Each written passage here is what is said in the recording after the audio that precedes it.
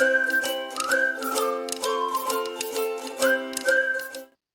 everyone, welcome back again. So, in the continuation of our communication series, today we are going to learn about the upward communication. And in the earlier video, I had explained you about the downward communication. So, if you haven't checked it yet, please go and watch it. So, let's begin. So, as you can see in your screen, a chart has been given of upward communication. First of all, let us understand this. So as it is clearly shown here that the flow of information, right, means whatever the messages or the important information has to be passed to the another recipient, the flow is upward. So upward means the information, the communication, whatever the exchange is going to be from subordinate to the superior. But in the downward communication, the flow of information is from superior to subordinate. So in the upward communication, it is going to be just opposite of downward communication. So again, मैं आपको वापस से repeat कर दे रही हूँ कि upward communication में जो भी आपका कम्युनिकेशन का फ्लो होगा, इंफॉर्मेशन जो भी दी जाएगी वो सबॉर्डिनेट से सुपीरियर की तरफ दी जाएगी, तो उसे क्या बोला जाएगा? Upward communication. If you want to define upward communication, so in the simpler terms we can say that the flow of information, whenever it goes from the subordinate to the superior, it will be known as the upward communication, right? Subordinate means here, subordinate means who doesn't hold that much power in comparison to the superior. So subordinate has less power or and authority, while a superior has more power and authority. So this is the simple definition and explanation of upward communication, right? So let's see now the purpose of upward communication. Why we are using this upward communication? देखिए, जैसे हम किसी भी organisation में work करते हैं तो वहां पर सारे चैनल्स ऑफ कम्युनिकेशन का यूज होता है. अगर किसी भी एक कम्युनिकेशन का एक्सेस यूज हुआ तो फिर आपका वहां पर मिसअंडरस्टैंडिंग बहुत ज्यादा हो जाएगी.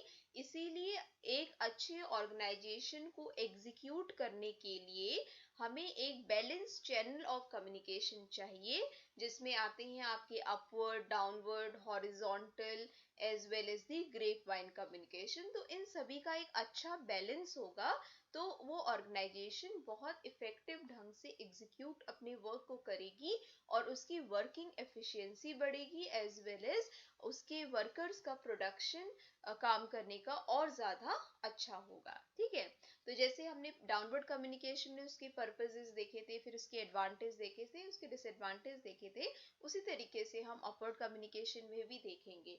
देखिए, सब चाहे आपका कोई भी चैनल ऑफ कम्युनिकेशन है, सबके प्रॉज एंड कॉन्स होते ही हैं, लेकिन अगर हम इन सबको बैलेंस ढंग से इसका यूज करें तो डेफिनेटली कोई भी ऑर्गेनाइजेशन बहुत अच्छा वेल ग्रो करेगा. Okay, just back to our point. So purpose of upward communication, the main first purpose is to give information to the management, right? So in the first it is written that यहाँ पर information किसको देना है? Management को. Main role होता है, main purpose होता है अपवर्ड कम्युनिकेशन का कि आपके जो भी सबॉर्डिनेट हैं, अगर उनको अपनी बात सुपीरियर्स तक पहुंचानी है तो वो कौन से चैनल ऑफ कम्युनिकेशन का यूज कर रहे हैं? अपवर्ड कम्युनिकेशन का, राइट? तो पहला मेजर पर्पस अपवर्ड कम्युनिकेशन का हम कह सकते हैं कि to give information to the management. Here the management are the organizers. Here the management who holds the superior power, who holds more authority in comparison to the subordinate, right? Second one is to enable the management to learn about and understand the concerns of the subordinate, right? तो यहाँ पर दूसरा purpose है कि management को enable करना कि वो अंडरस्टैंड करें और सबॉर्डिनेट्स की फीलिंग्स का ध्यान रखें. देखिए कोई भी ऑर्गेनाइजेशन है, सुपीरियर अपनी बात सबॉर्डिनेट को बता रहा है तो वो डाउनवर्ड कम्युनिकेशन का यूज कर रहा है, वो इंस्ट्रक्शंस दे रहा है, डायरेक्शंस दे रहा है, रूल्स को फॉलो करा रहा है। लेकिन एक अच्छा ऑर्गेनाइजेशन अपने वहाँ अपवर्ड चैनल्स को भी उतने ही स्मूथ ढंग से फंक्शन करता है, जिससे कि क्या होगा, जितने भी सबॉर्डिनेट हैं उनकी वेलबींग होगी, उनका कंसर्न लिया जाएगा किसके द्वारा, सुपीरियर के द्वारा। तो अपवर्ड कम्युनिकेशन एक तरीके से ये अथॉरिटी देता है सबॉर्डिनेट को कि उनकी वो अपना कोई भी फीडबैक दे सकते हैं, उनको अगर ऑर्गेनाइजेशन में काम करने में कोई दिक्कतें आती हैं, कोई पर्सनल और प्रोफेशनल प्रॉब्लम्स हैं, तो वो अपने सुपीरियर के साथ डिस्कस कर सकते हैं। तो एक चैनल खुला रहेगा, ठीक है। तो उस चैनल को खुलने के लिए किसका यूज कर रहे हैं, अपवर्ड कम्युनिकेशन का। तो एक रीजन ये भी है, एक पर्पस ये भी है अपवर्ड कम्युनिकेशन का, कि to enable the management, to enable the superior authority that they can learn as well as understand the concerns of the subordinate, कि सबॉर्डिनेट के कंसर्न को समझे, सबॉर्डिनेट की फीलिंग्स को ध्यान में रखें, उनकी प्रॉब्लम को सुनकर उसको रिजॉल्व करे। तो अपवर्ड चैनल जो है कम्युनिकेशन का, वो सबॉर्डिनेट को एक अथॉरिटी देता है, ठीक। नेक्स्ट पर्पज है to enable all employees to contribute ideas and make suggestion. जैसे सेकंड वाला पर्पज था कि उनके प्रॉपर फीडबैक को ले, उनकी प्रॉब्लम्स को दूर करे और उनको एक सेंस ऑफ बिलोंगिंगनेस हो कि हाँ वो भी इस ऑर्गेनाइजेशन को बिलोंग करते हैं। थर्ड एक पर्पस कह रहा है कि it also give the right as well as the authority to the subordinate that they can also contribute their novel ideas, innovative ideas, as well as they can also be the part of big decisions in their organization।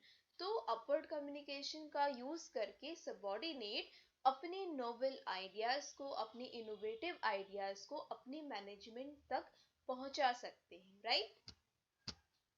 तो आप समझ रहे होंगे, right. तो इससे क्या होगा, upward communication की हेल्प से जितने भी सबॉर्डिनेट हैं वो अपने आइडियाज और सजेशन अपने सुपीरियर मैनेजमेंट तक पहुंचा सकते हैं। So these all are the purpose of upward communication. I hope it is clear to you.